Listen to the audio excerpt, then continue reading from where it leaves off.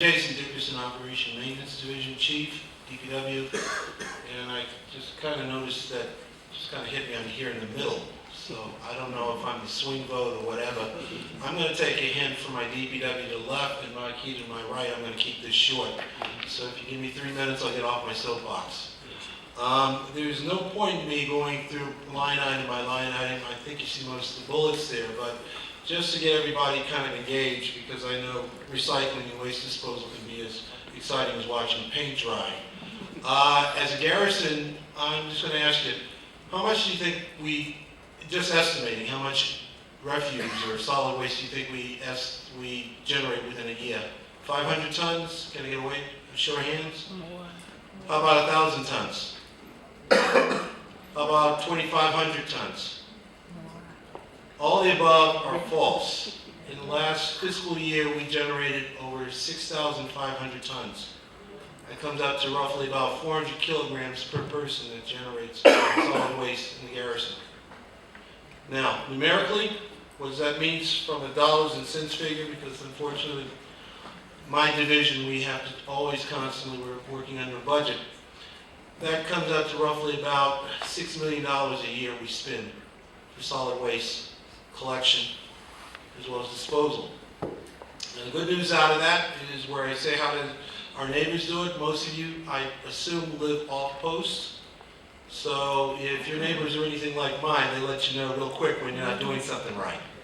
So, having said that, one of the good news stories about this, how we can turn this around, is just by practicing the 3 R's, we can reduce that dollar figure of $6 million, we can reduce that by as much as 50% and realistically 30%. And it's just by practicing these 3 principles here. Now, for those of you that live off post, you're not allowed, even though I'm finding a lot of folks who haven't quite got the message, they don't bring the refuse from home. You don't bring it on base. But I have staff, I've got personnel, we are more than welcome to help you as far as whatever local towns, villages, where you live, we can help you as far as finding out where your waste stream is.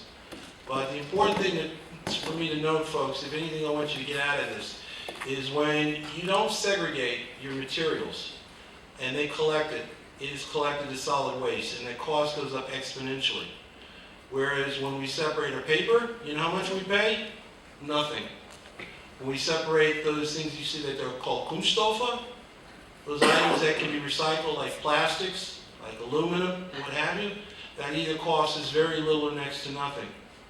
But when you put it all together, that is not the trash collector or the guy that works in ZAC, the recycling yard. That's not his job to separate it. So just so folks are aware of that.